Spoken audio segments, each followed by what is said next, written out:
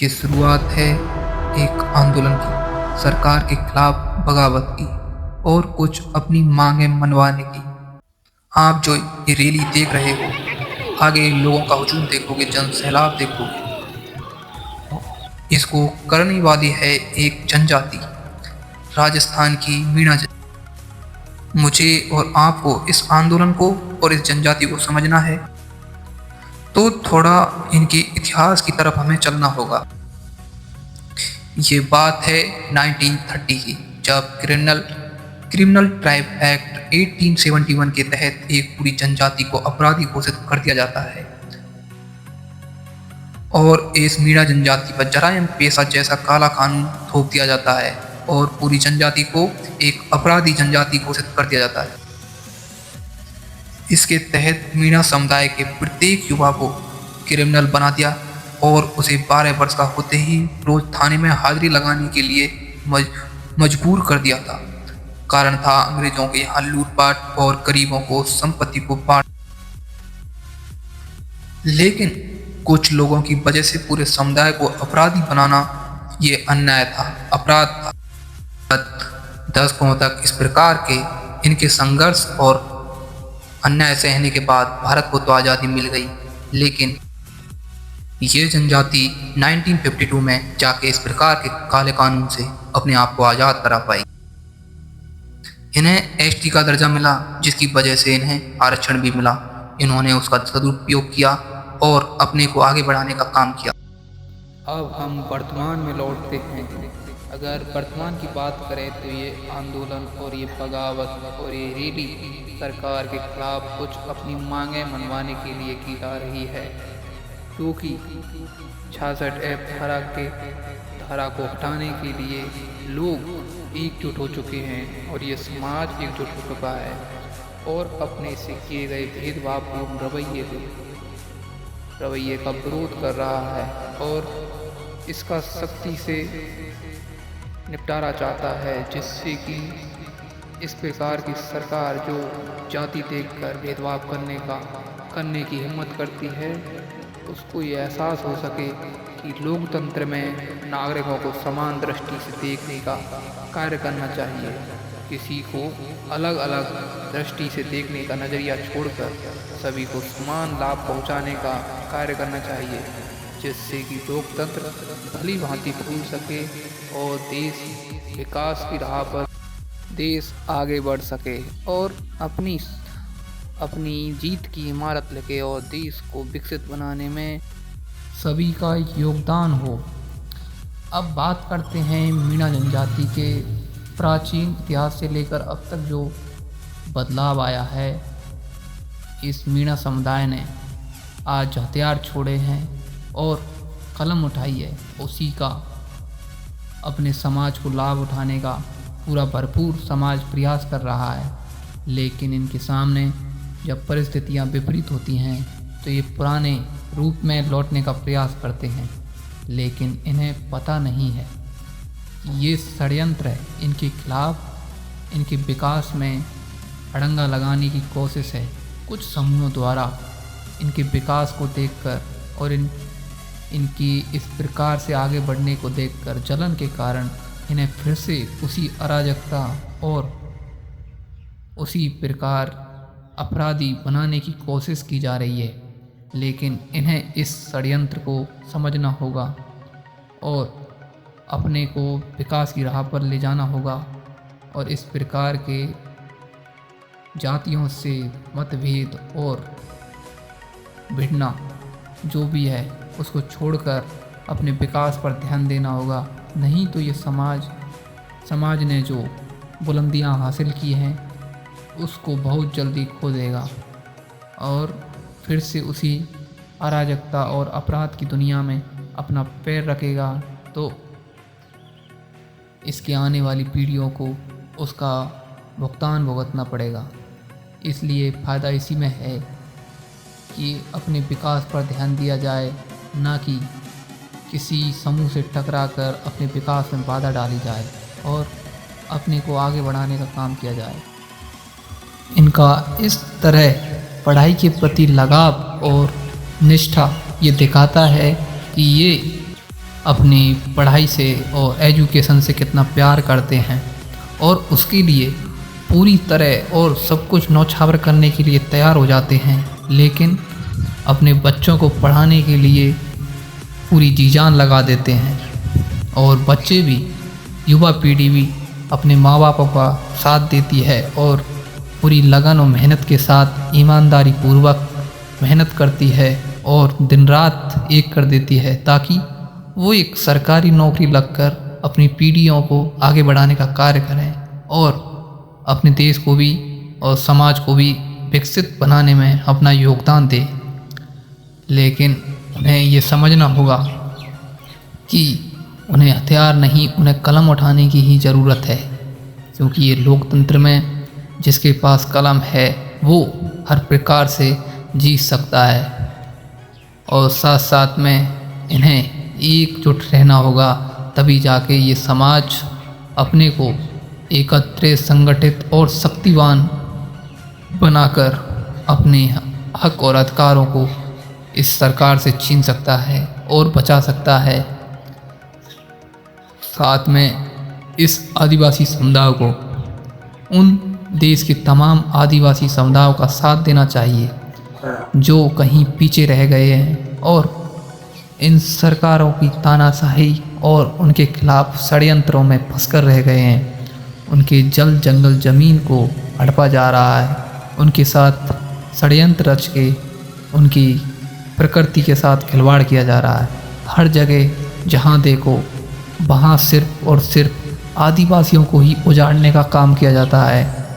चाहे कोई तालाब बनाया जाए या कोई बांध बनाया जाए, सबसे पहले ये सोचा जाता है राजनेताओं के द्वारा कि कहाँ पर आदिवासी हैं, उनको उनकी प्रकृति से दूर किया जाए, उनके कल्चर से उन्हें दूर किया जाए, ताकि उनका जो अपनी प्रकृति और अपनी ज़मीन से जो लगाव है वो छूट सके और वो अपनी संस्कृति को भूल जाएं और एक अलग दुनिया को जीने लगें, आधुनिक दुनिया को जीने लगें। लेकिन हम सभी आदिवासी समुदायों को ये समझना होगा कि ये हमारे ऐतिहासिक और हमारे कल्चर को मिटाकर हमें अपनी पहचान को भुलवाकर ये करने की कोशिश कर रहे हैं ताकि हम एकजुट ना रह सकें और हमारी शक्ति कमज़ोर हो, ताकि हमारे रिसोर्सेज और हमारे संसाधनों को ये आसानी से हमसे घुसा सकें या लूट सकें और पूंजीपतियों के हाथ सौंप सकें। लेकिन सरकारों को ये समझना होगा आज मीणा समाज में अब आदिवासी समुदाय शिक्षित हो चुके हैं और संगठित और शक्तिवान भी हो चुके हैं। उनके अधिकारों को इस प्रकार अगर छीनने का काम करोगे तो उन्हें एकजुट होने में वक्त नहीं लगेगा और इस सरकार के खिलाफ आवाज़ उठाने में और बगावत करने में भी समय नहीं लगेगा। इससे पहले कि सरकार से खिलाफत हो, सरकार के खिलाफ बगावत हो और आदिवासी समुदाय एक नक्सल बनने को तैयार हो, सरकारों को समझना होगा कि उनकी प्रकृति और उनके कल्चर का सम्मान किया जाए और उन्हें उनकी ज़मीनों से बेदखल ना किया जाए, जिससे कि वो अपने प्रकृति को बचा सकें और साथ साथ में अपने देश के लिए कुछ कर सकें। और जो अपने अधिकारों को समझना चाहती है, लेकिन यहाँ एक बात समझना बहुत जरूरी है, किसी भी समाज की असली ताकत केवल भीड़ में नहीं होती, असली ताकत होती है जागरूकता में, शिक्षा में, संविधान को समझने में, अपने अधिकारों के साथ साथ अपने कर्तव्यों को समझने में। क्योंकि अगर युवा सिर्फ गुस्सा करेगा लेकिन इतिहास नहीं समझेगा तो वह गलतियां दोबारा हो सकती हैं, वही गलतियां दोबारा हो सकती हैं। अगर युवा सिर्फ नारे लगाएगा लेकिन कानून नहीं समझेगा तो उसकी आवाज़ कमज़ोर पड़ सकती है। और अगर युवा अपनी संस्कृति पर गर्व करेगा लेकिन दूसरे समाजों का सम्मान करेगा तो सामाजिक एकता कमज़ोर होगी। इसलिए आज ज़रूरत सिर्फ अपनी पहचान बचाने की नहीं है, बल्कि ऐसी पहचान बनाने की है जो सम्मान, शिक्षा, समानता और संवैधानिक मूल्यों पर खड़ी हो। क्योंकि भारत का संविधान किसी एक जाति या समुदाय की किताब नहीं है, यह हर नागरिक को समानता, स्वतंत्रता और सम्मान का अधिकार देता है। और शायद यही वह बिंदु है जहाँ इतिहास और वर्तमान एक दूसरे से जुड़ते हैं। एक समय था जब शासन किसी समुदाय की पहचान पर अपना ठप्पा लगा सकता था, लेकिन आज लोकतंत्र में यह हम अपनी पहचान खुद बनाएंगे।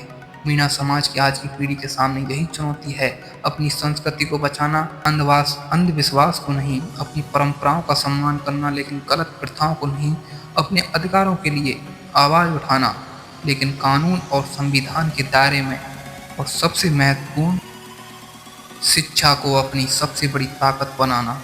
क्योंकि जिस समाज की नई पीढ़ी शिक्षित होती है वह अपने इतिहास को सिर्फ सुनती नहीं, उसे समझती है। वह अपने अधिकारों के लिए सिर्फ लड़ती नहीं, उन्हें संवैधानिक तरीके से हासिल करना सीखती है। और शायद यही कारण है कि आज मीणा समाज के आंदोलन में आपको सिर्फ बुजुर्ग ही नहीं बल्कि बड़ी संख्या में युवा और महिलाएं भी दिखाई देती हैं। किसी के हाथ में तिरंगा है तो किसी के हाथ में संविधान, किसी के हाथ में अपनी संस्कृति का प्रतीक, और किसी के पास सिर्फ एक सवाल, आखिर हमारे साथ ऐसा क्यों हुआ।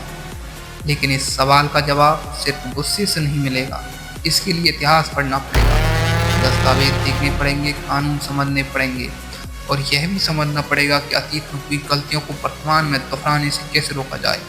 क्योंकि इतिहास का उद्देश्य सिर्फ यह बताना नहीं होता हमारे साथ क्या हुआ था, इतिहास हमें यह भी सिखाता है कि अब हमें क्या करना चाहिए।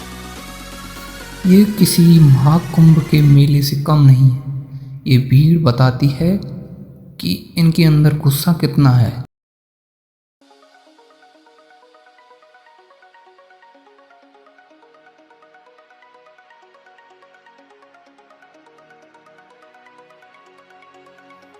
इन्होंने इस प्रकार के आंदोलन को जन्म देकर लोकतंत्र को मजबूत किया है कि लोग शांतिपूर्वक अपने घरों से निकल रहे हैं, किसी को नुकसान भी नहीं हो रहा है, और अपनी मांगों को मनवाने के लिए भी सरकार को झुकाने का प्रयास कर रहे हैं, ना ही किसी सरकारी संसाधन को हानि पहुंचा रहे हैं। ये बड़ी खुशी की बात। और शायद यही इस पूरी कहानी का सबसे बड़ा संदेश है। एक समय जिस समुदाय की पहचान पर सत्ता ने सवाल खड़े किए, आज उसी समुदाय की नई पीढ़ी अपने भविष्य को खुद लिखना चाहती है। लेकिन यह लड़ाई किसी दूसरे समाज के खिलाफ नहीं है, यह लड़ाई है अज्ञानता के खिलाफ। यह लड़ाई है सरकार के भेदभावपूर्ण रवैये के खिलाफ।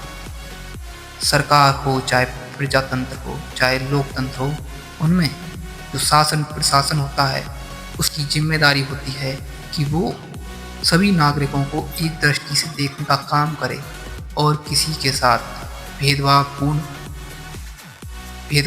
रवैया ना अपनाए, जिससे कि एक समुदाय विशेष एक सिस्टेमेटिक जो राजनीतिक लोकतंत्र है उससे अपने को अलग महसूस करे और उसके खिलाफ बगावत करने के लिए मजबूर हो जाए।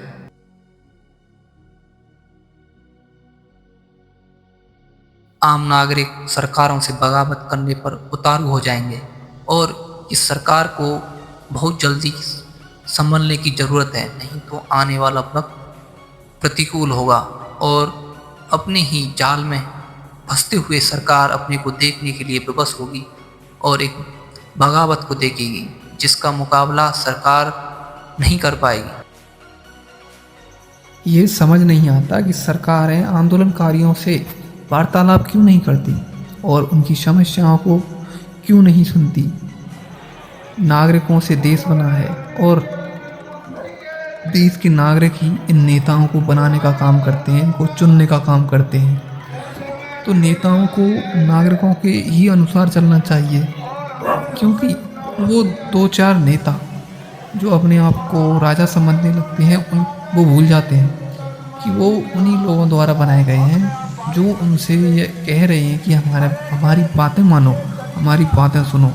तो ये सरकारें ऐसा करती हैं। ये देश का दुर्भाग्य है कि देश की लोकतंत्र में इस प्रकार वार्तालाप नहीं करते और महीनों महीनों तक आंदोलन चलाने पड़ते हैं, लोगों को परेशानियां झेलनी पड़ती हैं।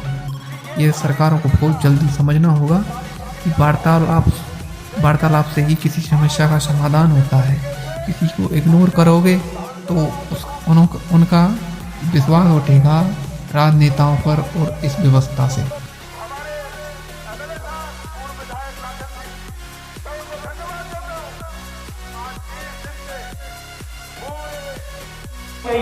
लेकिन क्योंकि ये प्रोसेस है, इनमें टाइम भी लगता है। बाकी विधायक महोदय ने भी आपको इस बारे में पूरा बता दिया है। जो 66A का जो चर्चा हो रही है, उसके लिए मेरे साथ में एडिशनल एसपी साहब भी आए हैं। मैं एक बार माइक देता हूँ, वो आपको जो है इस बारे में भी बताएंगे। 66A जिस पे भी गलत लगी है वो हट जाएगी।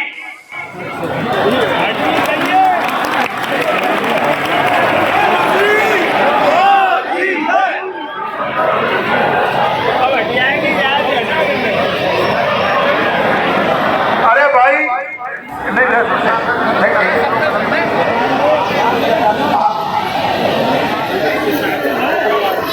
प्रशासन ने आश्वासन दिया है तमाम आंदोलनकारियों को कि उनकी मांगें मंजूर कर ली हैं और उन पर जो भी केस किए हैं वो सारे हटा लिए जाएंगे। और इस तरह से आंदोलनों को इतना लंबा खींचना ये प्रशासन और हमारे राजनेताओं की निरंकुशता और संवेदनहीनता को दिखाता है कि इतने दिनों तक लोग बाग लाखों की संख्या में अपने घरों से बाहर निकलकर अपने धंधों को छोड़कर और सड़कों पर बैठे हैं, लेकिन उनकी मांगों को इग्नोर करके और रोज़मर्रा की ज़िंदगी को प्रभावित कर कर उनको न जाने कैसी खुशी मिलती है।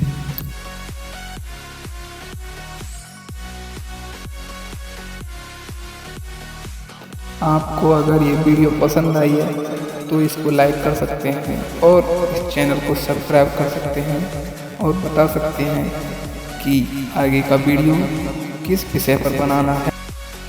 धन्यवाद सभी दर्शकों को।